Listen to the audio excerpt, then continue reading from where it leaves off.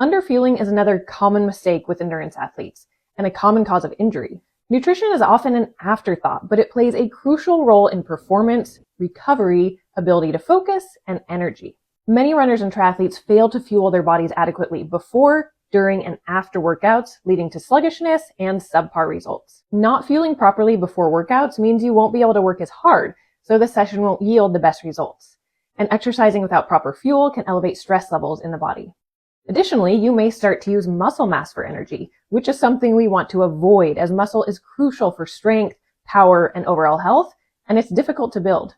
Pre-workout meals before longer training sessions should focus on easily digestible, low-fiber carbs to provide quick energy.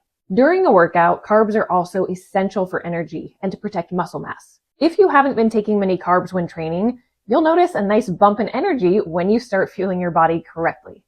Plus, you'll notice you don't feel so tired afterwards.